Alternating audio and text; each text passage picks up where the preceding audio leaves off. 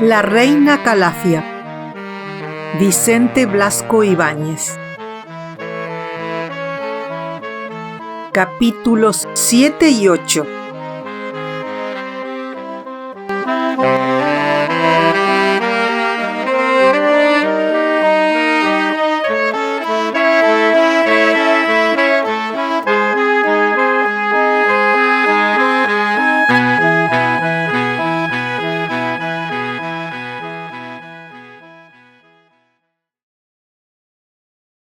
Capítulo 7. De las discusiones que tuvo Mascaró con su esposa y de un recado que le envió Florestan. El día que conocieron en Florencia a Casa Botero y después en las numerosas conversaciones tenidas con él en París y otras ciudades, las dos californianas le oyeron hablar siempre con orgullo de su noble abolengo español. La Casa Botero somos de origen siciliano, pero mis ascendientes sirvieron con tal lealtad a Carlos III que al renunciar a la corona de Nápoles para ser rey de España, no quiso separarse de ellos y ordenó que le siguieran a su nuevo reino, figurando mucho en la corte de Madrid. Esto lo decía estando en Italia y en Francia, pero al vivir en Madrid empezó a mostrarse más siciliano que español. Olvidaba a los abuelos que siguieron a Carlos III para hacer memoria únicamente de los otros que se habían quedado junto a los Borbones de Nápoles, así como de ciertas propiedades y derechos que aún poseía en Sicilia.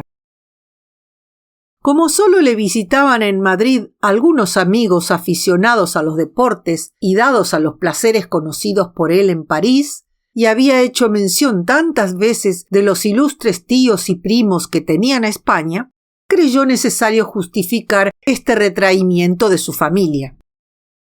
Los tales parientes, según ciertas explicaciones misteriosas que dio a Rina, eran de la aristocracia más histórica de España, pero no podían olvidar la lealtad de los Botero con la monarquía legítima, viendo en ella un remordimiento para su propia conducta.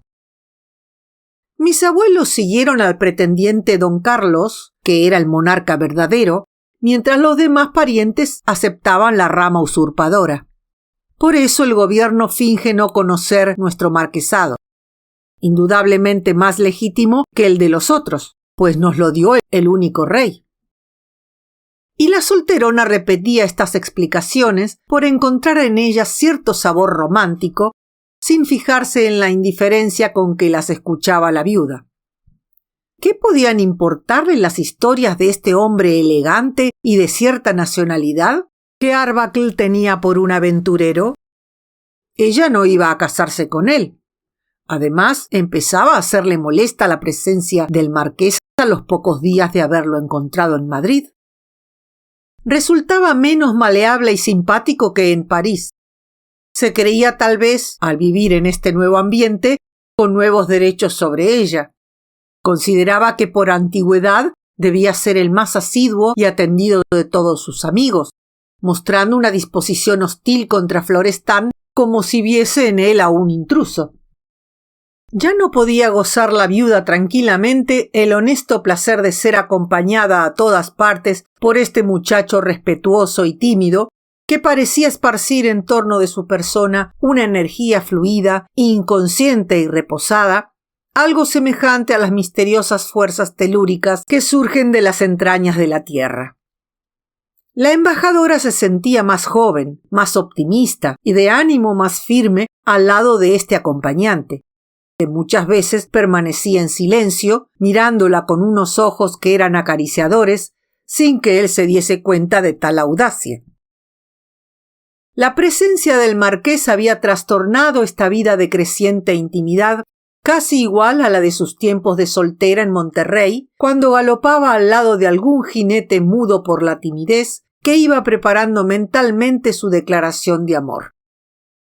Le era imposible organizar una excursión en automóvil a cualquiera de las ciudades históricas de Castilla sin que a última hora dejase de surgir Casa Botero agregándose al viaje. Era Rina, sin duda, la que por imprudencia o exceso de admiración revelaba a este hombre los proyectos de la viuda para el día siguiente, lo que le permitía presentarse con una oportunidad molesta. Florestan se mostraba aún más contrariado que la señora Douglas por la asiduidad de Casa Botero. Al vivir en el mismo hotel, no necesitaba pasar largas horas en el hall, como Arbuckle, atisbando las llegadas o salidas de la viuda para entablar conversación con ella. Se mostraba también menos respetuoso y obediente que el californiano, siendo a veces tal su terquedad en no despegarse del grupo de las dos señoras, que la viuda se veía obligada a valerse de un descaro sonriente para hacerle saber que ya la había visto bastante por el momento. El interés visible de ella era mantener cerca a Florestan y alejar al otro. Al principio, el joven Balboa había frecuentado el hotel como quien va a cumplir maquinalmente una obligación cortés y agradable. Luego se había ido transformando el carácter de estas visitas en el curso de un mes, que era poco más o menos el tiempo de su amistad con la señora Douglas. Llegaba al Palace con anticipación, mucho antes de la hora convenida con la viuda para sus paseos por la ciudad, sus excursiones en automóvil o sus comidas. Algunas veces no había sido citado por ella, pues deseaba hacer compras en las tiendas de antigüedades acompañada solamente de Rina. Otros días gustaba de salir sola por el interés mezclado de inquietud que le inspiraba la muchedumbre en las calles de Madrid. También estaban de paso algunos viajeros de su nación y le era preciso aceptar sus invitaciones, viviendo con ellos unas horas sin su joven acompañante. Durante estas ausencias, Florestan empezó a considerarse igual a Arbuckle. Fue como él a ocupar un sillón en el hall del hotel y para justificar dicho acto ante su propio juicio, se dijo que lo hacía por costumbre, porque le había tomado afición a sentarse bajo la cúpula de cristales, viendo la gente cosmopolita que pasaba entre las columnas del salón circular. En realidad, permanecía agazapado en su asiento, lo mismo que un espía que se finge distraído y lo vigila todo por el rabillo de un ojo. Seguía atentamente las entradas y salidas de los huéspedes, con la esperanza de que apareciese de pronto Concha Ceballos, proporcionándole este encuentro una entrevista más. Le atormentaban o le enfurecían ahora preocupaciones e inquietudes ignoradas semanas antes. Al acompañar a la señora Douglas por la ciudad, la cólera hacía pasar algunas veces por sus pupilas un resplandor agresivo, aconsejándole al mismo tiempo caer a bastonazos sobre la gente. No podía la viuda pasar inadvertida en las calles inmediatas a la Puerta del Sol, donde las aceras están siempre ocupadas y hay que marchar con lento paso. Como en España no abundan las mujeres de gran estatura y el vulgo siente una admiración instintiva por las hembras altas, bien llenas, de porte gimnástico y andar ágil, el tránsito de la californiana parecía ir inflamando un reguero de avideces genésicas.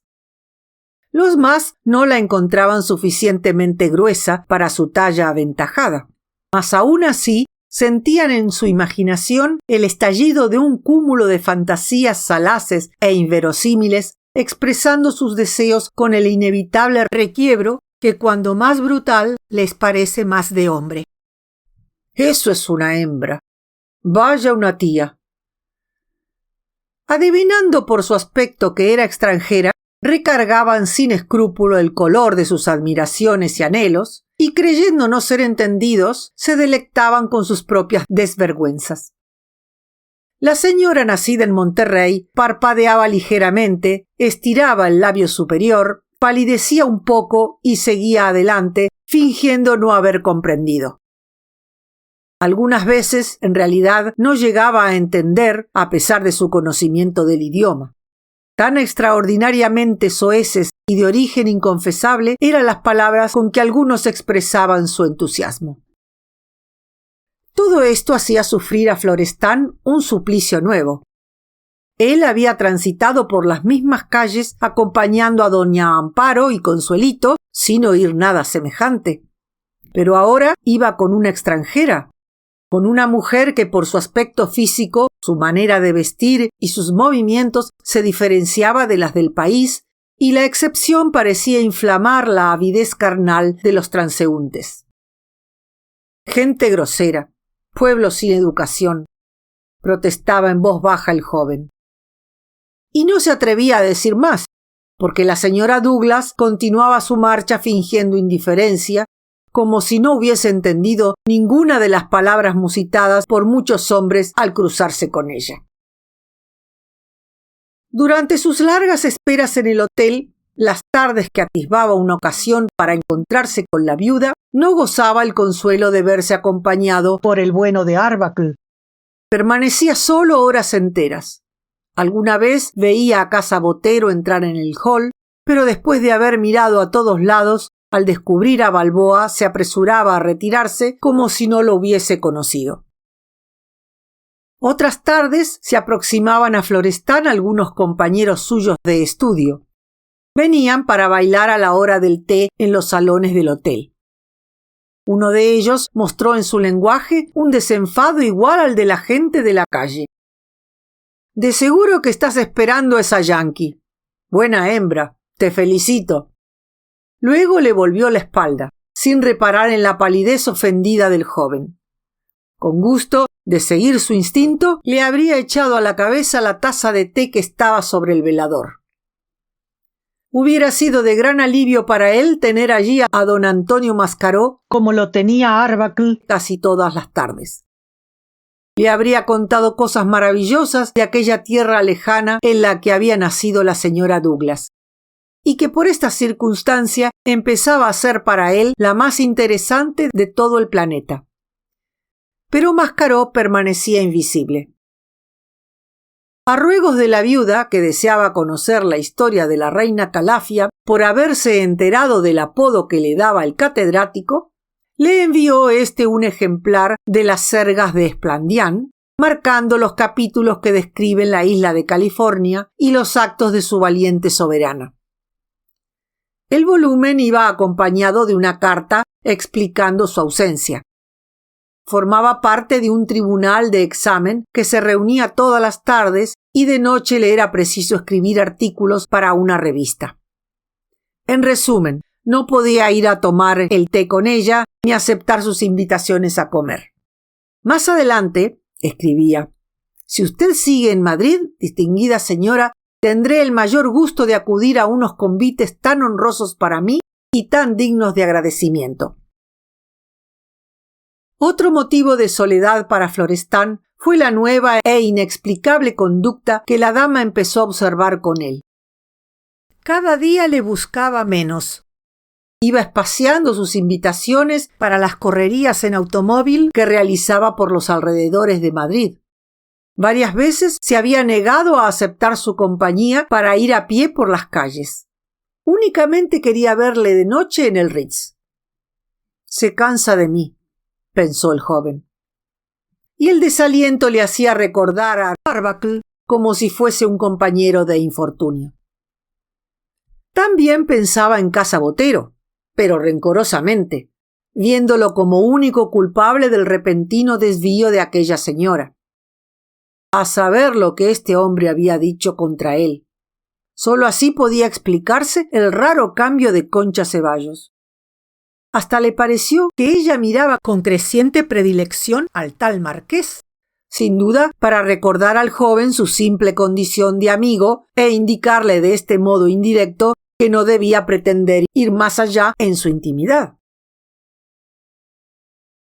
Una tarde, después de la comida meridiana, cuando Florestan salía de su casa para dirigirse, como siempre, al Palace Hotel, se tropezó en la puerta de la calle con don Antonio, al que no había visto en muchos días. «¿Y tu padre?», fue lo primero que preguntó el catedrático.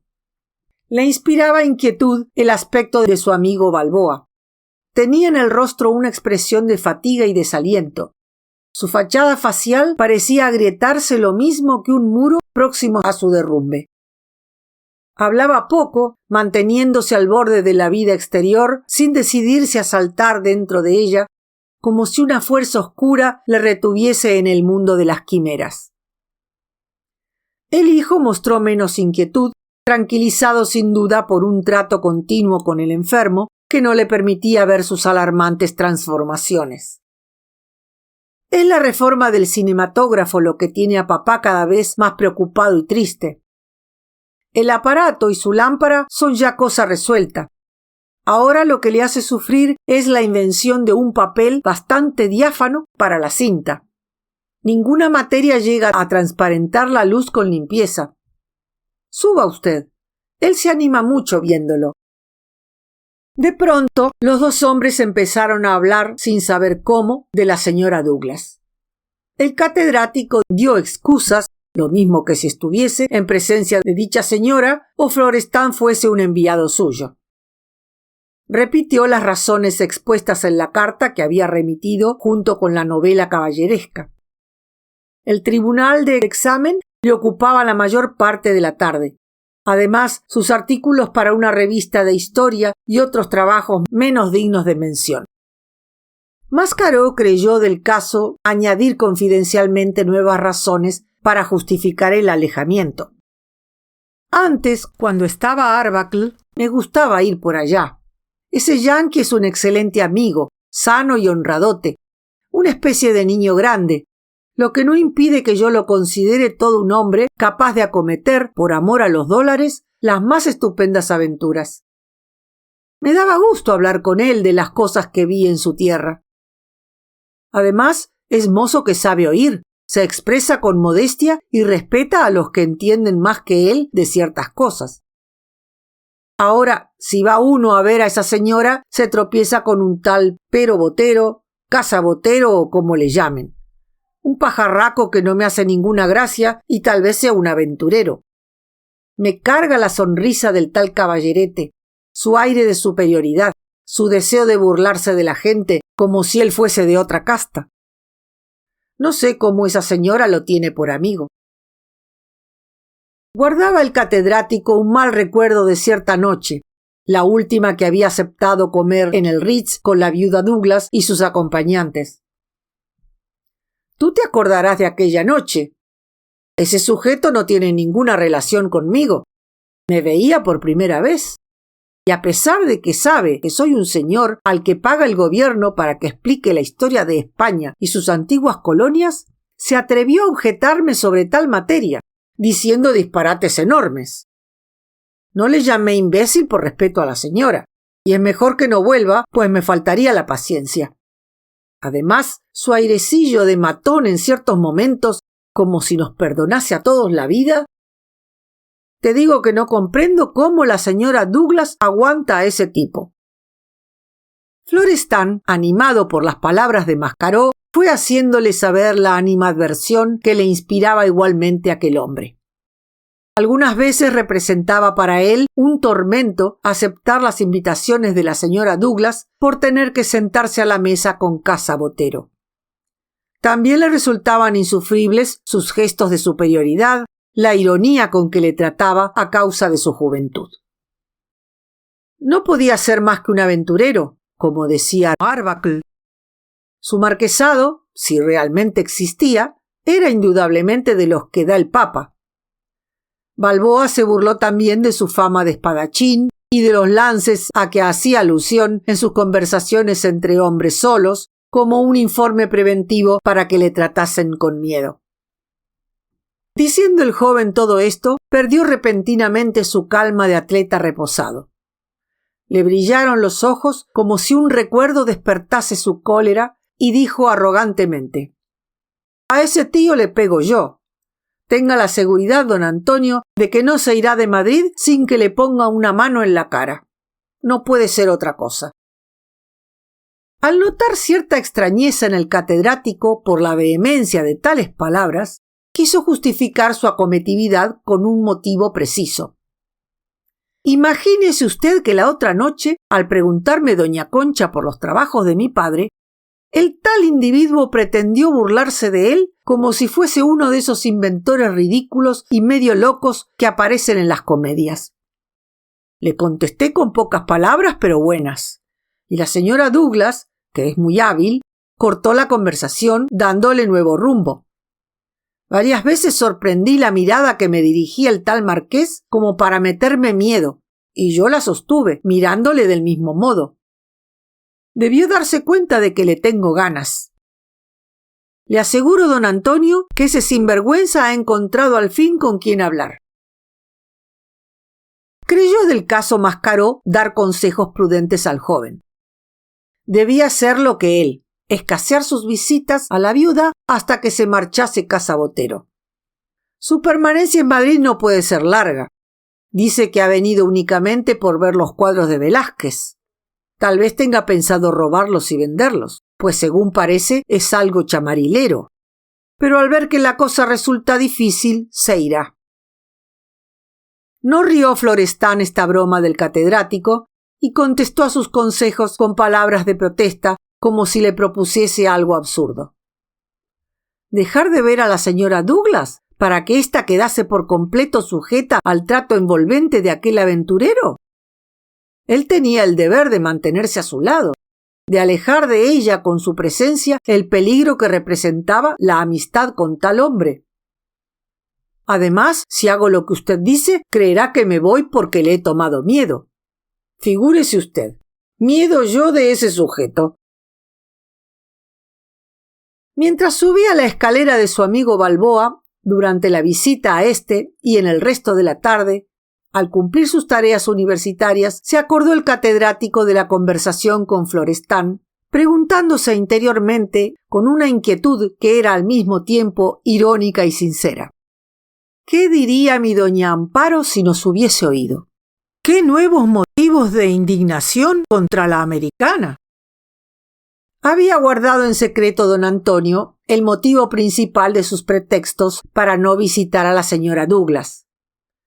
Quería vivir tranquilamente su egoísta existencia de modesto cavador de la historia, como él decía, a cambio de que su esposa no alterase sus horas de lectura y sus reposos junto a la mesa del comedor con resquemores y protestas. Estaba dispuesto a todas las concesiones. No visitando a dicha señora, podía evitar tal vez que su mujer le hablase continuamente de ella. Pero aún con este sacrificio no consiguió verse libre de las quejas de doña Amparo. En la casa de Mascaró empezaba a ser considerada la señora Douglas como una calamidad venida del otro lado del océano para desgracia de la familia. Algo extraordinario, gigantesco, más allá de los límites concebibles, como son los incendios, las catástrofes ferroviarias y todo lo malo del Nuevo Mundo. Doña Amparo no podía quedarse con un convite sin devolverlo, según ella declaraba, y había dado finalmente en su vivienda a las dos extranjeras aquel almuerzo ideado por su esposo, compuesto de platos españoles. Todo había marchado muy bien. Las invitadas prodigaron sus elogios a las producciones culinarias dirigidas por la dueña de la casa, encontrando una semejanza igual a la que existe entre abuelo y nieto al comparar estos platos con otros de la América de origen español. Sintióse halagada la esposa de Mascaró en su vanidad de organizadora doméstica y al mismo tiempo ofendida y rencorosa por lo mucho que había tenido que trabajar en obsequio de unas mujeres que no le eran simpáticas. Sus inquietudes de madre recelosa, predispuesta al temor por el porvenir de su hija, así como sus prematuras severidades y desconfianzas con el futuro yerno, le hicieron ser la primera en darse cuenta de la nueva conducta de Florestan. Las visitas del joven a su novia eran cada vez más breves. Antes le veían todas las noches en casa de su padre o venía él a la de Mascaró para pasar la velada, acompañando a la familia al teatro 2 veces por semana. Ahora el señorito se viste todas las noches de smoking, protestó doña Amparo, se asoma un momento para decir 4 mentiras a nuestra pobre hija y se marcha a comer a su Ritz muy contento de tratarse con esas extranjeras como si nos considerase a nosotros gente inferior. Algunas noches ni viene siquiera y envía una carta con un botones del hotel. Y tú, metido en tus librotes, que apenas si nos dan para comer, no quieres enterarte de nada. ¿No ves a nuestra pobrecita hija que está triste, cada vez más triste? Pero, mujer, si eso carece de importancia, es algo que pasará, contestó Mascaró. El muchacho debe atender a esas señoras por ser amigas de su padre, y hasta una de ellas tiene negocios con Ricardo. Este ha ordenado a su hijo que las acompañe y lo consideró muy natural. Las señoras se irán un día u otro y nuestra vida seguirá como antes, pues el chico quiere de veras a nuestra hija. La misma Consuelito está más tranquila que tú. He hablado con la niña de esas americanas y no me ha dicho una palabra contra ellas. Aquí prorrumpió doña Amparo en exclamaciones de escándalo, levantando sus manos como si pusiera por testigos a todas las potencias celestiales.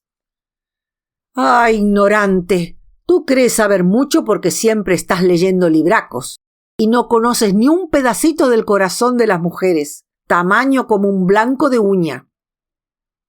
Nuestra pobre hija calla porque quiere a su novio. El papel de nosotras, cuando nos interesan los hombres, es callar y sufrir. Así se portan ellos de infames.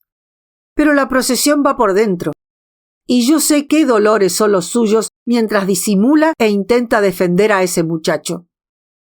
Hasta conmigo hace la comedia, a pesar de que soy su madre, porque ella es algo ingrata y siempre te ha querido a ti más que a mí. Pero yo, como mujer, no necesito que me digan ciertas cosas para adivinarlas. ¡Ay! ¿En qué mala hora nos hiciste conocer a esas amigas tuyas? ¡Qué perdición van a traernos! Mascaró, a pesar de la calma irónica con que escuchaba siempre a su esposa, no pudo aceptar sin protesta una imputación tan absurda. Pero si yo no había visto nunca a esas señoras hasta hace unas semanas. Si es Ricardo su amigo. ¿Qué culpa tengo de que conociesen a Florestán en casa de su padre mucho antes de conocerme a mí? Aceptando doña Amparo tácitamente la injusticia de su acusación, olvidó al esposo para lamentar otra vez la tristeza disimulada de su hija. Ciertas amiguitas envidiosas, que se morían de rabia al verla con un novio tan guapo, me la atormentan ahora con sus noticias, dadas con un aire inocente que merece un par de bofetones. Ayer vimos a Florestán con esa señora americana tan guapa y elegante. Va con ella a todas partes. ¿Es pariente suya? Y la pobrecita contesta lo que se le ocurre, con una voz que parece blanca y se traga sus lágrimas. Estoy segura de que se traga sus lágrimas, y tú no ves nada. Y lo mismo que ese tontón del novio, te pones muy hueco cuando la tal señora, o lo que sea, te invita a comer en el Ritz. Te veo aún la última noche que fuiste solo. Qué discusión la tuya con la criada porque el frac no estaba bien cepillado ni la pechera de la camisa bastante dura. Hizo una pausa como para tomar nuevas fuerzas y añadió: vas a hacer una cosa si quieres tener mujer e hija. Vas a prometerme que romperás toda amistad con esas dos mujeres. Es indigno que tú, un catedrático que todos respetan, vayas con el novio de tu hija a hacer la corte a esa pájara que a saber qué idea se lleva sobre el tontón de Florestán.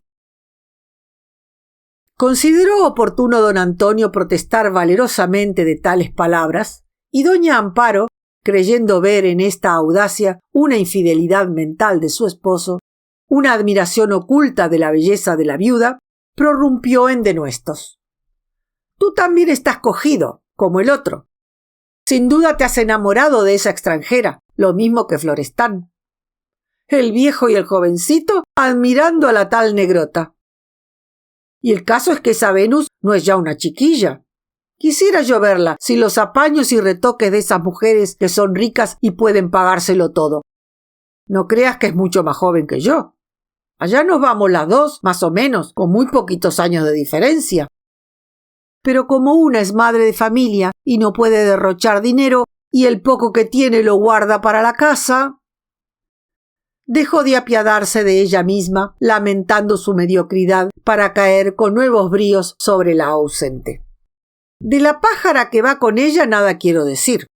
Es una solterona medio loca, una gallina dura que no se sabe de qué tiene cara, si no es de chino conservado en alcohol. Pero a la otra puedes defenderla. Una mujer que fuma. una mujer que guía automóvil, a pesar de que trae un chofer pagado desde su tierra. El catedrático protestó. En Madrid fuman muchas mujeres, y en cuanto a guiar automóviles, no lo hacen aún por falta de habilidad, pero lo harán cualquier día. ¿Qué tiene que ver eso con el honor de una señora? Doña Amparo no le escuchaba. Siguió lanzando sus vociferaciones de madre inquieta, a las que iba unido cierto rencor personal que ella misma no podía explicarse. Una rivalidad de mujer educada de distinto modo que la otra. Una envidia instintiva por no poder gozar sus comodidades y abundancias. Sé de ella más que tú crees. Me han contado muchas cosas. No puede salir a la calle sin que su presencia provoque un motín. Los hombres son tan estúpidos que apenas ven una mujer alta como una pértiga que camina a estilo hombruno y va vestida con las modas más estrafalarias, se van detrás lo mismo que perros. Me han asegurado que se queja de nuestras costumbres, que protesta porque le dicen a veces palabras feas. ¿Me las dicen a mí, que soy más señora que ella? Vaciló como el que ha afirmado involuntariamente una falsedad, apresurándose a añadir. Y si alguna vez me las han dicho, me lo callé, como debe hacer toda mujer honesta que no quiere meter en compromisos al hombre que la acompaña y teme obligarlo a andar a golpes con los insolentes. Pero como esa señora tiene tantos adoradores, bien puede darse el gusto de mezclarlos en líos y peleas. Tiene a ese desdichado Florestán, que va a matar a nuestra Consuelito. Te tiene a ti, viejo sinvergüenza, que desde que viajaste por las Américas se te van los ojos detrás de toda mujer que no sea la tuya.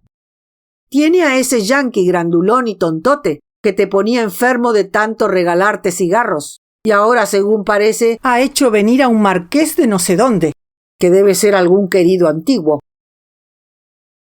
Seguro mascaró de la inutilidad de protestar con razones, se llevó ambas manos a la cabeza mirando a lo alto.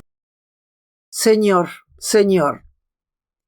Pero su esposa se había lanzado a las suposiciones injuriosas y al insulto con la velocidad del que va cuesta abajo y no puede detenerse.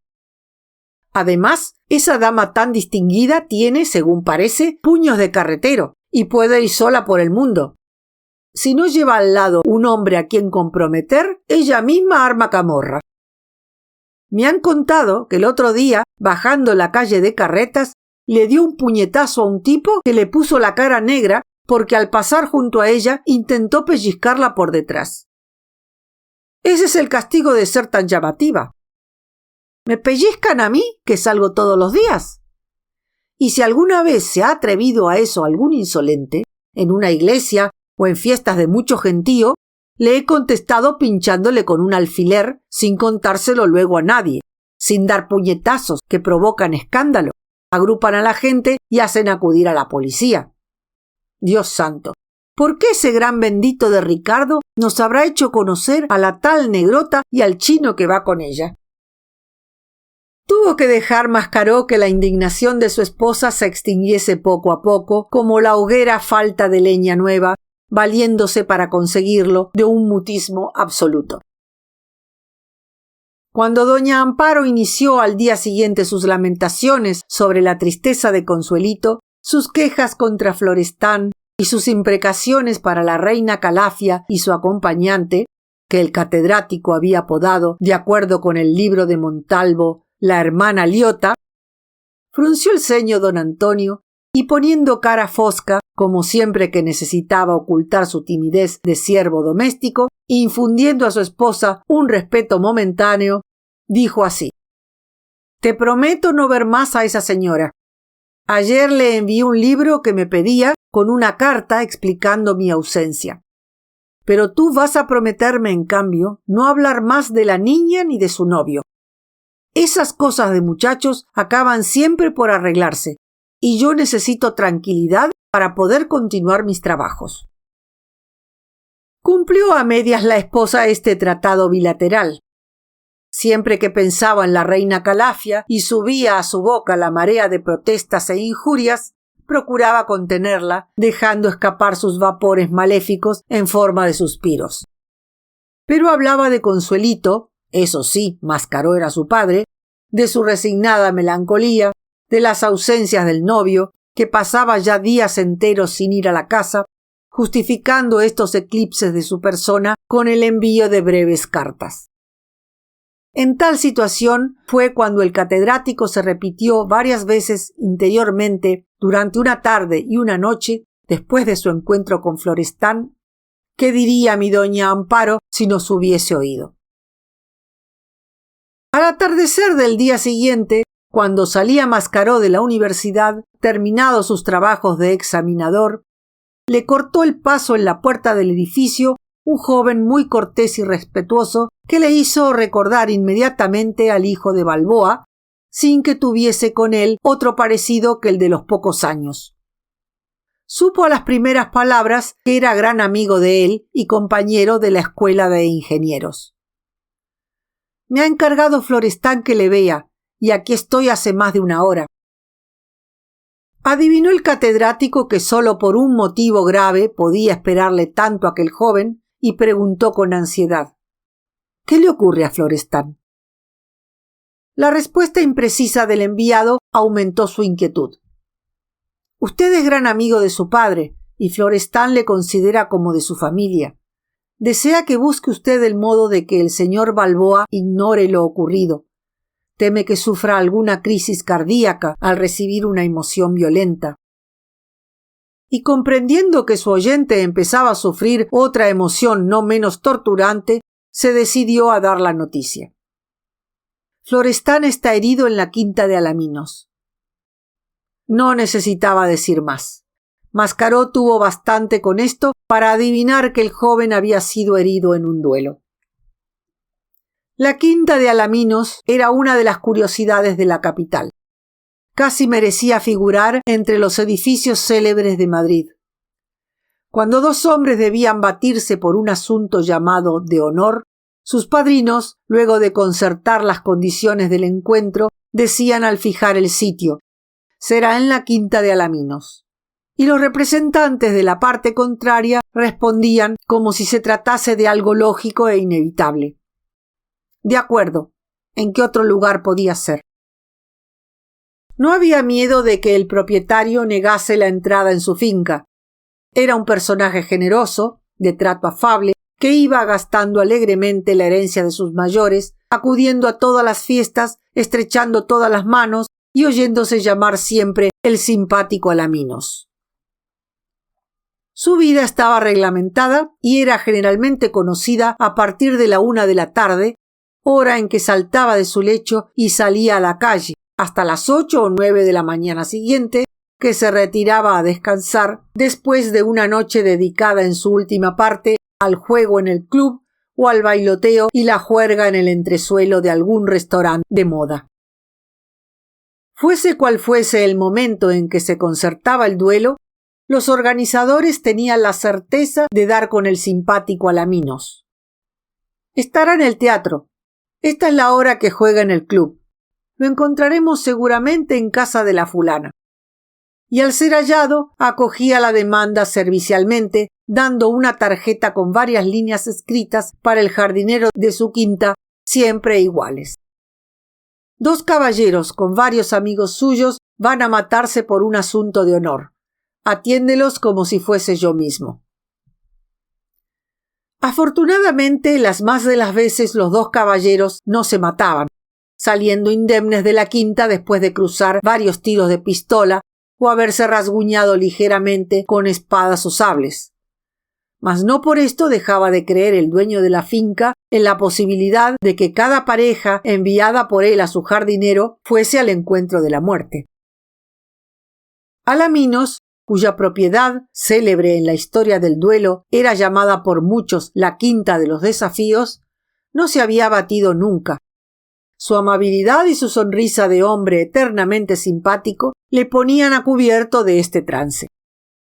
A pesar de su vida alegre, era hombre de convicciones religiosas y estaba seguro de que la providencia se preocupa seriamente de los preparativos de los duelos para intervenir en ciertos casos.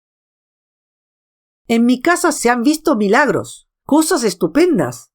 y hablaba de estocadas que hubieran sido mortales y no lo fueron por una desviación de menos de 1 milímetro, de balas que dieron vuelta, siguiendo la curva de una costilla, sin tocar el corazón u otro órgano precioso. Su quinta, habitada por sus padres en otros tiempos y a la que él no iba más que en días de duelo entre adversarios famosos o de merienda con gente alegre, le había servido para adquirir una celebridad casi igual a la de un hombre político o un gran artista. Muchas veces el personaje que era jefe del gobierno, al encontrarle en un teatro o una fiesta, le estrechaba la mano como a un amigo de la juventud. «Hola, querido Alaminos». Se acordaba de cuando se había batido en su quinta siendo periodista o simple diputado al principio de su carrera. Todos habían vivido unos minutos de su vida en esta propiedad rústica, mezcla de jardín en pleno abandono y de huerta medio seca, con avenidas de álamos en torno a un caserón de paredes desconchadas color de rosa y grandes aleros.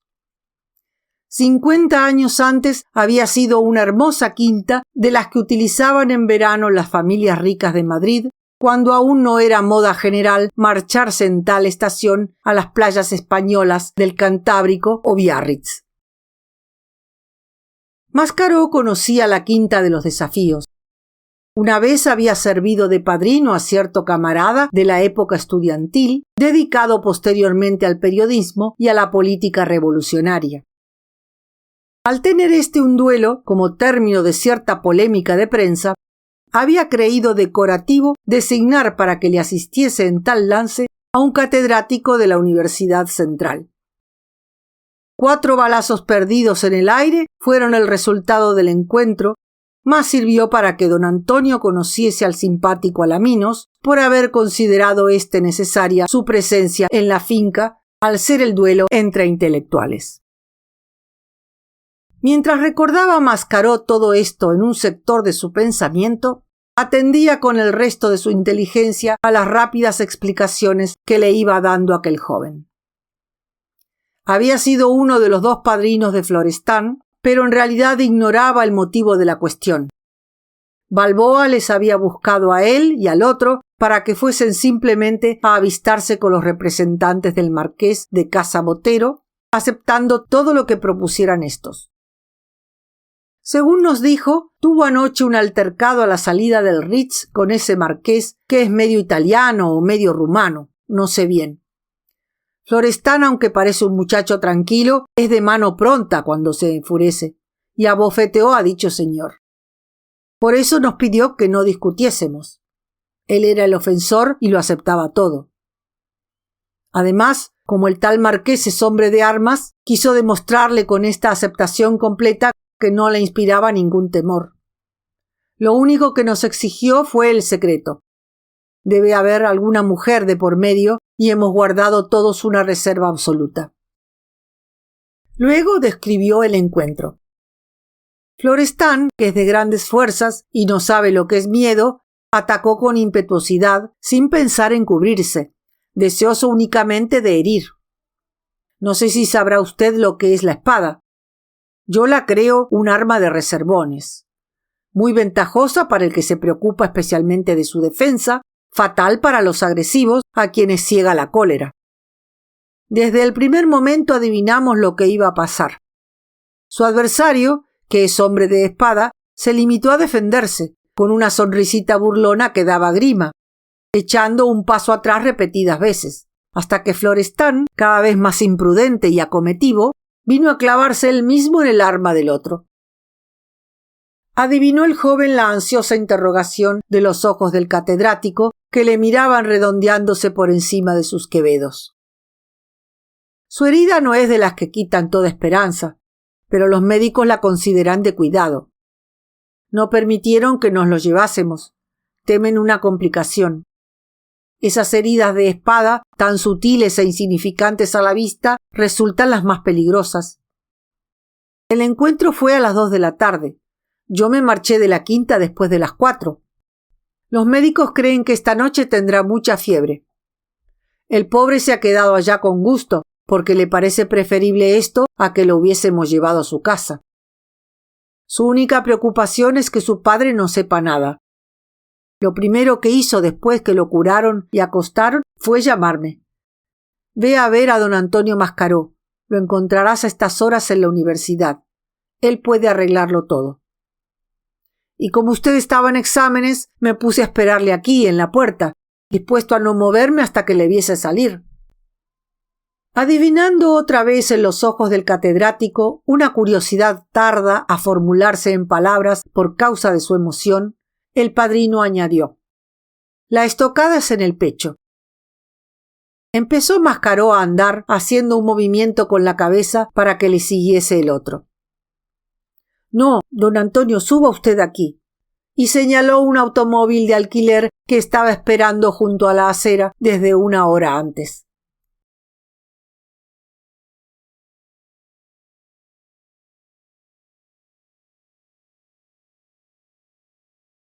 Capítulo 8.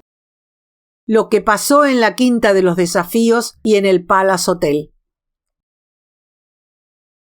Cuando entró el catedrático en el Palace Hotel, latía en su pensamiento una protesta, o más exactamente dicho, una lamentación indignada que le hizo recordar otras muchas emitidas por la voz iracunda de doña Amparo. ¿Qué perturbaciones nos ha traído esta señora?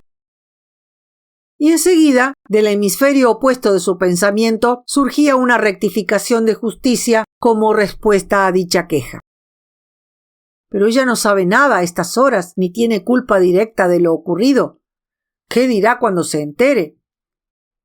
La misma dualidad contradictoria existía en Mascaró al apreciar los hechos recientes. Él era hombre de paz y no gustaba de otros combates que los de la historia, vistos en las páginas de los libros y con acompañamiento de trompetería retórica. Pero al mismo tiempo, el Mascaró imaginativo, que tantas veces había creado en su interior fábulas de aventuras y amores, sentíase orgulloso de intervenir directamente en una novela desarrollada en la realidad, aunque resultase menos agradable y extraordinaria que las que inventaba él para su recreo personal. Esto último no le parecía extraño.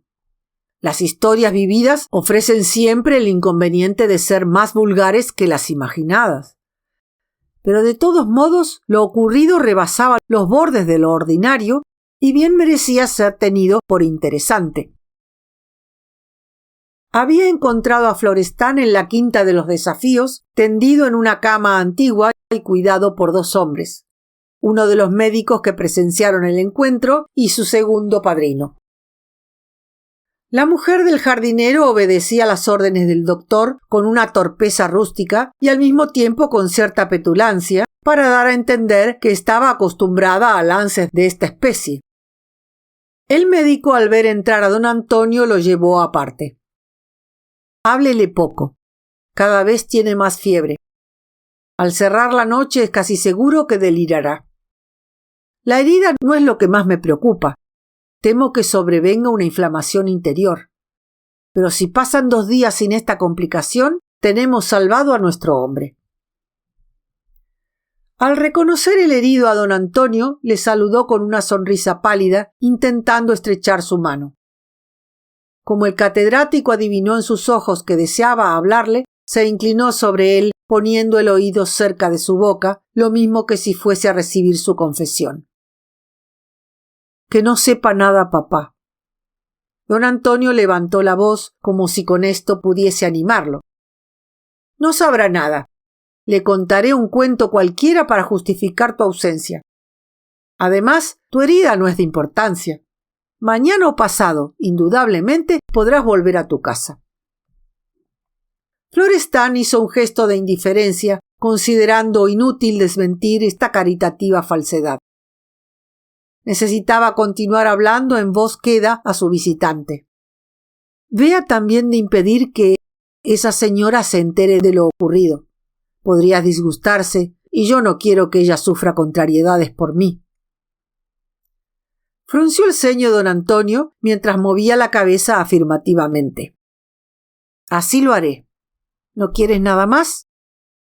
Y como si Florestan se acordara al fin de algo cuyo olvido le inspiraba remordimiento, añadió: procure también que no se enteren en la casa de usted». Mascaró hizo un gesto para indicar al joven que no necesitaba decir más, pero al mismo tiempo protestó en su interior por este recuerdo tardío.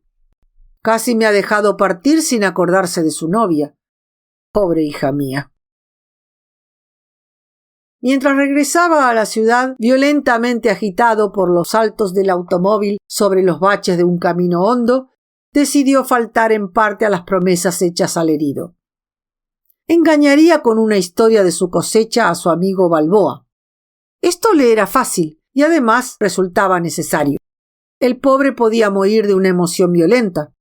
Su corazón era incapaz de resistir sin peligro los temblores de la sorpresa. Pero, ¿por qué callar a aquella señora lo ocurrido? Por su culpa, aunque esta culpa no fuese directa, 2 hombres habían querido matarse y uno estaba en peligro de muerte. ¿Y ella debía ignorarlo?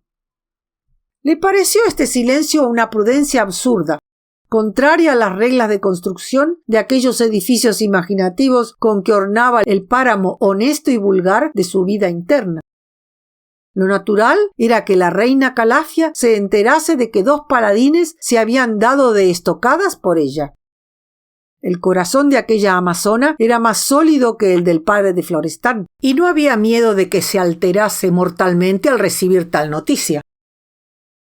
Existía en él igualmente un deseo malsano de ver cómo acogía aquella señora el relato del suceso, cómo era su emoción y cuáles sus palabras de remordimiento. Ya que había sido la causante del trastorno, a lo menos que llevase una parte de inquietud y dolorosa zozobra por el estado del joven. De todos modos, acabaría enterándose del duelo por alguna fanfarronada del vencedor. Ese botero de los demonios, siguió pensando, no dejará de jactarse de su buena suerte, y a saber de qué modo contará las cosas. Mejor es que yo mismo le relate lo ocurrido. Al enterarse en el Palace Hotel de que la señora Douglas estaba en sus habitaciones, pidió que le avisasen por teléfono su deseo de verla. La viuda recibía a las personas amigas en un salón del 2º piso con el que comunicaban sus otros cuartos. Este salón tenía un amplio mirador sobre el Paseo del Prado y lo conocía el catedrático. Estaba amueblado con una sillería dorada y roja, sus paredes eran de un blanco mate, y como adorno individual que alegraba su vulgar decorado de pieza a alquiler, tenía varios cuadros de costumbres españolas, abanicos antiguos, mantones de Manila, retablos viejos, arquillas repujadas, todo lo que había ido adquiriendo la viuda en sus visitas a los anticuarios de Madrid y las provincias cercanas. Cuando la señora Douglas supo que el catedrático deseaba verla, dio orden con apresuramiento para que le dejasen subir. Esta visita le pareció en relación con una vaga inquietud que sentía desde algunas horas antes. Aquella tarde debía venir a buscarla Florestan. Estaba convenido entre los 2, y la viuda, después de esperarle inútilmente, había salido al atardecer para dar una vuelta en automóvil por el Retiro y la Castellana, sin más acompañamiento que el de Rina, aburriéndose durante la lenta marcha de unos vehículos tras otros como arcaduces de noria a lo largo de los 2 paseos. La inexplicable ausencia del joven le había hecho recordar la comida de la noche anterior en el Ritz con Florestan, Casa Botero y una familia de compatriotas que estaban de paso en Madrid para visitar los jardines de Sevilla en primavera. Los 2 hombres hablaron poco, mirándose con cierta insistencia. Así lo evocaba en su memoria, mas no estaba segura de ello. Había tenido que atender a los otros invitados y no pudo fijarse en sus palabras ni darse cuenta de su estado de ánimo. Hasta le pareció recordar que Casa Botero había dicho algo con aquella sonrisa perversa que servía de acompañamiento a sus palabras fríamente agresivas. Pero inmediatamente desechó tal recuerdo como si fuese una invención engañosa de su inquietud. Al ver entrar a Mascaró, su gesto grave y el tono de su saludo hicieron renacer de golpe todas las inquietudes que la habían atormentado durante la tarde. Mas ahora estas inquietudes se trocaron de pronto en certidumbres, pues su femenil agudeza adivinó lo que pensaba el catedrático. Le faltó poco para anticiparse a los balbuceos con que preparaba su noticia, diciéndole: «No siga. Conozco todo lo que va a decirme». Por eso no mostró ninguna emoción cuando el visitante, prescindiendo de inútiles preámbulos, anunció simplemente: «Florestan está herido». Lo sabía desde algunos segundos antes y la emoción de la sorpresa ya estaba agotada para ella. También sabía por presentimiento quién había herido a Florestan. Solo podía ser el otro. Y escuchó con la frente inclinada y la mirada puesta en las puntas de sus pies todo lo que le fue contando el catedrático. Se sintió algo desconcertado al ver que, después de terminada su relación, la señora permanecía silenciosa y mirando al suelo. Ni gritos, ni ademanes de sorpresa, ni un ligero humedecimiento de sus pupilas. Parecía no haberla entendido. Ella, adivinando esta extrañeza, levantó los ojos y murmuró quejumbrosamente, cual si profiriese una excusa: «Yo no soy una mujer. Ignoro cómo se llora. Yo no he llorado nunca». Volvió a mirar al suelo y hubo un largo silencio. De pronto lo cortó poniéndose de pie bruscamente y mirando a una de las varias puertas que daban al salón. Mascaró recordaba esta puerta como perteneciente al cuarto de su compañera. «Y yo que he enviado a Rina hace poco en el automóvil a hacer unas compras». Sin explicar la aparente incoherencia entre tales palabras y el relato de su visitante, hizo a un gesto para que esperase y abrió otra puerta, que era la de su dormitorio. Poco después volvió a aparecer tocada con un sombrero oscuro y poniéndose los guantes precipitadamente. «Vámonos», dijo con voz de mando. «Pida abajo un automóvil de los del hotel». Intentó protestar el catedrático. Bien adivinaba su deseo, pero ¿cómo pretendía darle órdenes sin contar antes con su conformidad? La señora volvió a repetir mudamente el mismo mandato con un simple gesto de persona acostumbrada a la obediencia de todo lo que la rodea, y salió del salón sin fijarse en si don Antonio la seguía. En la puerta del Palace, el conductor del automóvil de alquiler acogió la dirección dada brevemente por Mascaró, sin pedir explicaciones aclaratorias. A la quinta de Alaminos. No necesitaba saber más. ¿Quién no la conocía en Madrid? Empezó el viaje bajo la luz de un ocaso lívido. Pasaron por unas calles de suburbio obrero, detrás de los talleres y depósitos de la estación del ferrocarril del mediodía. Luego un camino polvoriento entre vallas de fábricas y solares, y finalmente pedazos de campo, yermos la mayor parte del año, pero que la primavera cubría de verde con su generosidad, que alcanza a los más humildes rincones y arrugas de la tierra. También pasaron ante un pequeño cementerio con cipreses, verja herrumbrosa y muros viejos, que parecía abandonado. Todo lo que iba viendo la señora Douglas bajo la luz grisácea de la tarde moribunda le sugería presentimientos fúnebres. Cuando se apearon dentro del jardín de la quinta, el catedrático, por consideración a su acompañante, creyó necesario adoptar una precaución.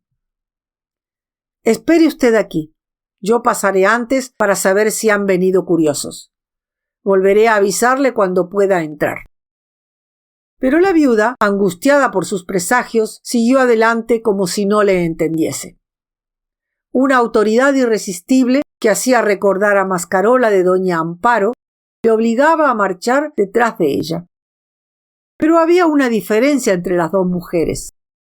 Su esposa era exclamativa y ruidosa en sus cóleras y tristezas, mientras esta señora se sumía en un silencio que él llamaba enérgico, según iba aumentando la intensidad de su emoción.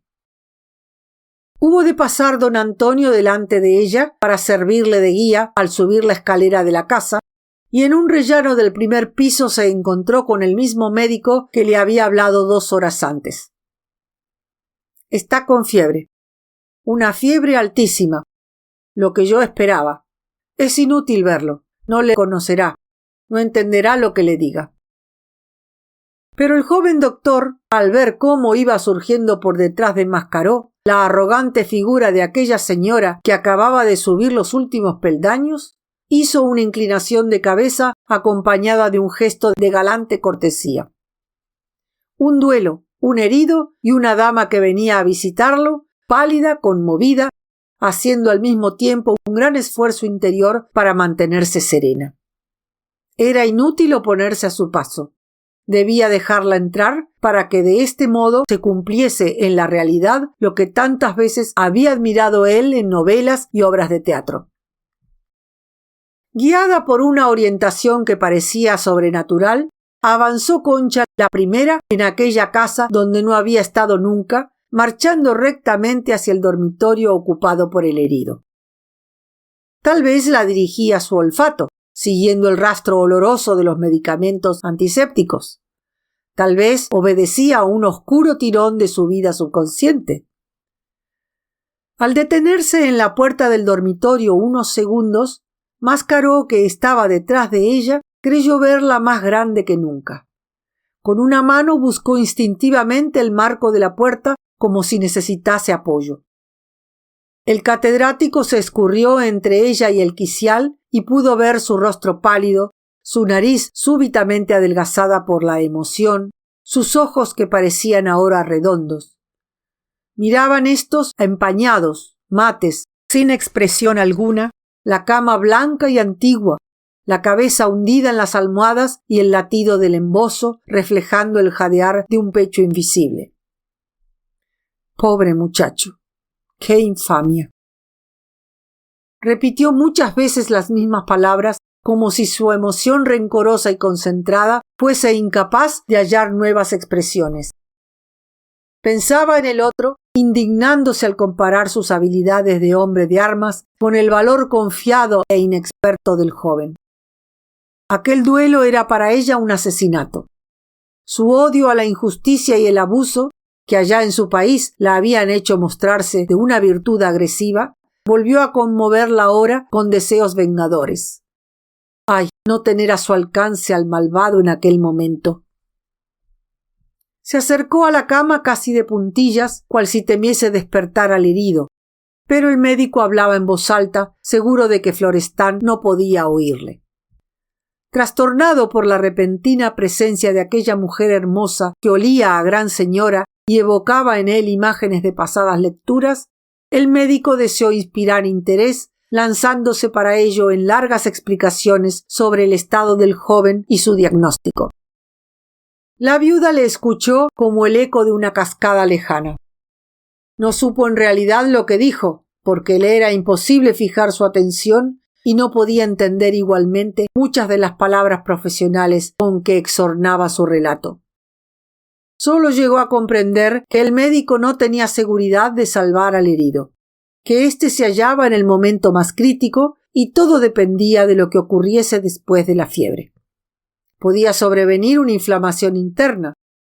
Hasta pasados 2 días le era imposible decir nada cierto.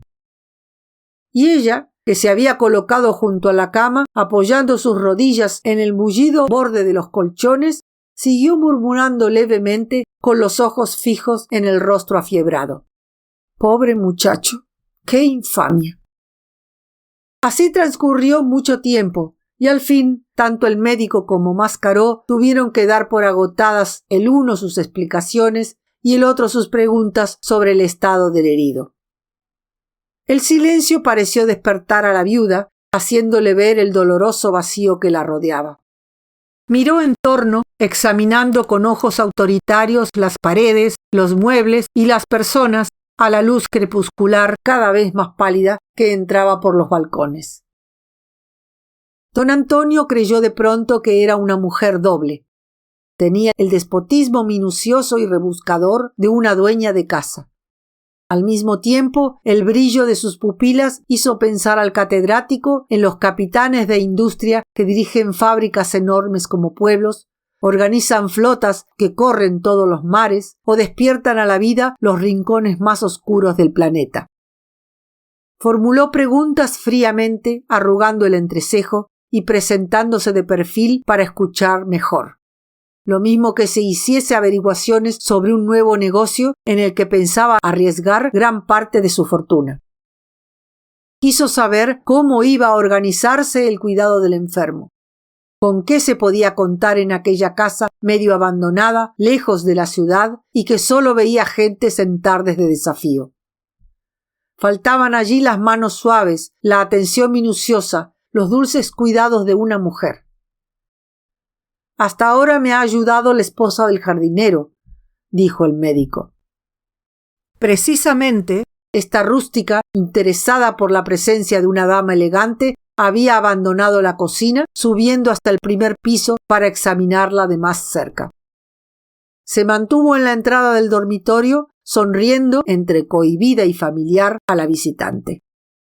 Eran las dos únicas mujeres en aquella casa donde habitualmente solo entraban hombres, y esto parecía animarla con la solidaridad del sexo. La señora Douglas la miró, afable y protectora, juzgándola buena. Pero allí era necesario algo más que los cuidados de una campesina necesitada de atender a su familia al mismo tiempo que al herido. Uno de los padrinos de Florestán, anunció don Antonio después de haber escuchado al médico, ha ido a Madrid para traer una enfermera. Aprobó la viuda con un movimiento de cabeza y después de breve reflexión dijo como si diese una orden. Será útil la enfermera. Así podré librarme de ciertos menesteres demasiado materiales para estar más tiempo al lado del herido. Al decir esto, se quitó maquinalmente los guantes e hizo un ademán como para levantar el borde de sus mangas, empezando enseguida su trabajo. Luego anduvo por la habitación enterándose de la calidad y naturaleza de los diversos frascos, paquetes y vendajes que estaban en desorden sobre el mármol de esas dos viejas consolas con espejos azulados y algo borrosos. El catedrático aprovechó un apartamiento del médico para acercarse a ella hablando en voz baja. «Pero eso no puede ser. Piense en lo que dirán si se queda usted aquí. No tema que esté mal cuidado. Ahora hay un poco de desorden, pero todo se arreglará esta misma noche». Ella no oía, y tal era la decisión enérgica reflejada en su rostro que don Antonio creyó estar viendo a la verdadera reina Calafia. De nuevo había fijado sus ojos en aquel hombre amenazado de muerte, que se mantenía insensible a cuanto le rodeaba, no dando otros signos de existencia que su jadeo doloroso. Pobre muchacho, ¿cómo dejarlo abandonado?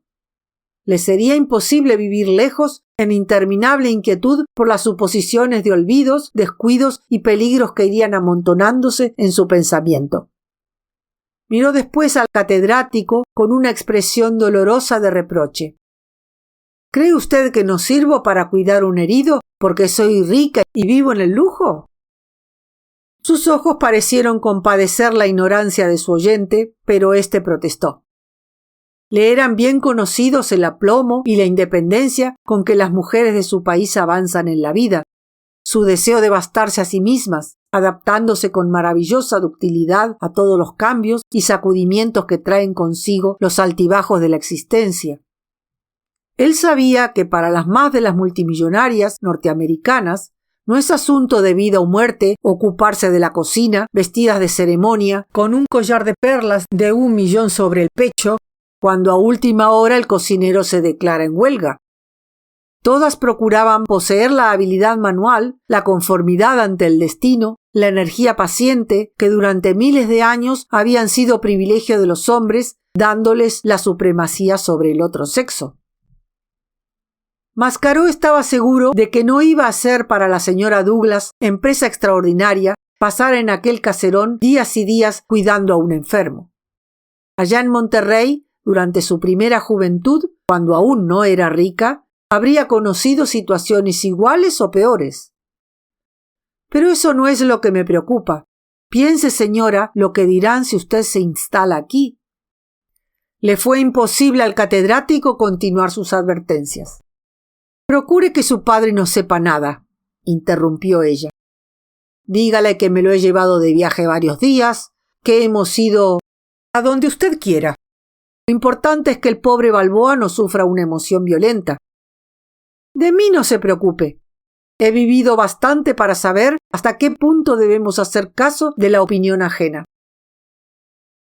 Quedó silenciosa largo rato mientras organizaba mentalmente, con todas sus previsiones de mujer ordenada, el mejor servicio para cuidar al herido. Como tal vez me quede aquí mucho tiempo, continuó, es preferible que vuelva yo misma al hotel y traiga lo más indispensable para mi vida. Además, necesito ver a Rina, darle mis órdenes. ¿Quién sabe cuándo volveré a salir de esta casa? Usted, don Antonio, no sabría cumplir mis encargos por más explicaciones que le diese. Las mujeres nos entendemos mejor y más pronto. Rogó al médico que no se apartase del herido hasta su vuelta. Sus ojos acariciaron una vez más, desde lejos, el rostro de Florestán, engañosamente enrojecido por la fiebre, y cuya boca se contraía con murmullos de sílabas cortadas que sólo de tarde en tarde llegaban a formar una palabra entera. Pobre muchacho, qué infamia. Y se arrancó a esta contemplación saliendo del dormitorio después de hacer un gesto a su acompañante para que la siguiese. Mientras rodaba el automóvil hacia Madrid, habló al catedrático con el tono de un superior que da órdenes. Le dejaría cerca de su hotel para que fuese inmediatamente a casa de Ricardo Balboa antes de que éste se inquietase por la ausencia de su hijo. Dígale que la señora Douglas, que, como él sabe muy bien, es una caprichosa, medio loca, ha sentido de pronto el deseo de ir a una ciudad muy lejana, y obligó a Florestán a que la acompañase sin darle tiempo para escribir una carta. Como usted estaba presente, fue Florestán quien le encargó que avisase a su padre. Este viaje durará unas semanas, y bien podría ser que durase un mes o dos. ¿Es tan fácil que la señora Douglas cambie de ideas prolongando su excursión? En fin, usted es un sabio y dirá lo más conveniente para que el pobre no sospeche la verdad. ¿Estamos de acuerdo? Cerca de su hotel bajó la viuda del automóvil mientras Mascaró seguía hacia el barrio donde estaba su casa y la de Balboa.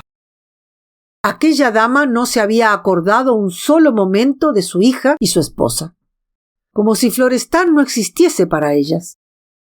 Afortunadamente, don Antonio disponía de tiempo para pensar de qué modo la historia mentirosa dedicada al padre podría hacerla extensiva a su propia familia. Cuando la señora Douglas entró en su salón, Rina se puso de pie, dejando sobre una mesa, junto a la lámpara eléctrica, el libro con cuya lectura había entretenido su espera impaciente. Debemos comer enseguida. Tal vez no te acuerdas de que esta noche vamos al teatro. Come tú. Yo no tengo apetito. Y así que termines, sube. Voy esta noche a otro lugar menos divertido. Luego te lo diré. Debes prepararme una maleta con las cosas más necesarias. Voy a vivir unos días fuera. Tú vendrás a verme y volverás a Madrid para mis encargos o a recoger mis cartas. Ni una palabra a nadie. Come y vuelve pronto.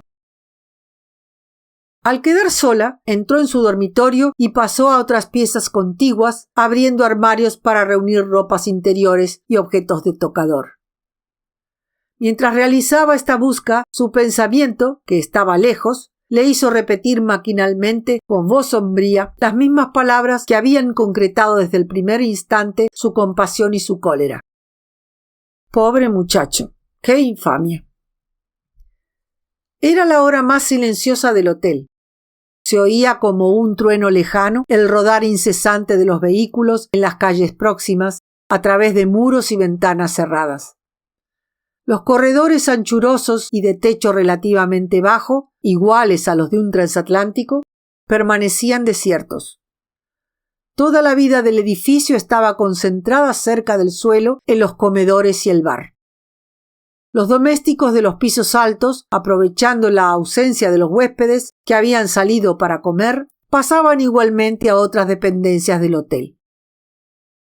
La señora Douglas abandonó su rebusca al oír cómo llamaban los nudillos en la puerta común de sus habitaciones que comunicaba con el corredor. Era un llamamiento insistente, tenaz, y al mismo tiempo con cierta discreción, como si el que llamase temiera ser oído de las habitaciones inmediatas. Creyendo que Rina le enviaba un recado con algún doméstico, fue hasta la puerta y tiró del pestillo interior. A pesar de que las emociones sufridas una hora antes la habían hecho insensible a toda sorpresa, lanzó una ligera exclamación, reconociendo al hombre que ocupaba el rectángulo de la puerta. Era Casa Botero. En vez de retroceder para que entrase o de permanecer inmóvil cerrándole el paso, avanzó de tal modo que el otro tuvo que hacerse atrás, quedando los dos en el pasillo. Fue un movimiento de repulsión instintiva, como si la entrada de aquel hombre en sus habitaciones representase un peligro de contagio. Quedaron ambos bajo uno de los hemisferios de cristal mate que esparcían su luz velada desde el techo. Sonrió el marqués con expresión amable que a ella le parecía odiosa, explicando al mismo tiempo su audacia al venir hasta esta puerta sin su permiso. Repetidas veces había preguntado aquella tarde por la señora Douglas al portero del hotel, recibiendo siempre la respuesta de que aún no estaba de vuelta. Luego, cerca del anochecer, le dijeron que acababa de salir con un señor. Ahora había visto abajo a Rina y, temiendo que la viuda estuviese enfadada con él hasta el punto de rehuir su presencia, consideró oportuno subir para darle ciertas explicaciones. La californiana le escuchaba inmóvil, cada vez más rígida, estirando los brazos a lo largo de su cuerpo, los hombros caídos, el cuello avanzado, la barbilla saliente y los ojos puestos en él con una fijeza agresiva. Su silencio y esta mirada turbaron un poco a Casa Botero, pero inmediatamente recobró su aplomo de buen mozo satisfecho de sí mismo. Adivino que ya sabe usted lo que pasó esta tarde. Como le dije en muchas ocasiones, el hombre que se atreva a ser mi rival está sentenciado a muerte. Yo la amo a usted como ninguno podrá amarla, y si alguien se cruza en mi camino, tiene contados sus días. Concha Ceballos, siempre silenciosa, avanzó unos pasos más, y el otro instintivamente fue retrocediendo por la mitad del pasillo sin dejar de hablar. Yo no tengo la culpa. Ese niño inexperto ha querido medirse conmigo. ¡Conmigo! Y le he dado una lección abriéndole un ojal en el pecho que tal vez no pudo seguir. Aquella mujer, que al principio parecía haber crecido con el estiramiento de la sorpresa, se contrajo de pronto y dejó escapar uno de sus brazos pegados hasta entonces a su cuerpo. La mano se separó del muslo, chocando con una violencia instantánea y ruidosa en la cara del marqués. Vaciló éste bajo el ímpetu del golpe. Además, la sorpresa entró por mucho en su aturdimiento. Era una bofetada hombruna, un manotazo atlético. ¿Una mujer podía pegar así? Su desorientación y el dolor físico le hicieron olvidar el sexo del adversario que acababa de surgir enfrente de él. Además, tuvo miedo de que el golpe se repitiese. El instinto de conservación le hizo defenderse y levantó una mano. La viuda Douglas cortó entonces su mutismo con una risa estridente, igual al frotamiento de dos pedernales. Veía cumplidos sus deseos.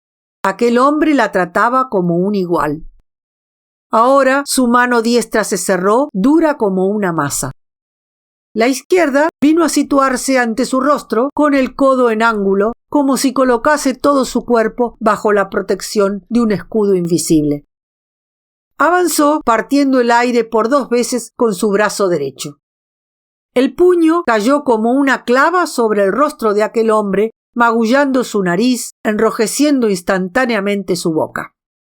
Una de las sortijas de la luchadora había cortado con su piedra los labios del enemigo. La mandíbula de éste pareció crujir bajo un tercer golpe y todo él se vino abajo, intentando al derrumbarse tocar a su ágil adversaria con una agitación inútil de brazos y piernas. Quedó de espaldas en el suelo, quiso levantarse y no pudo.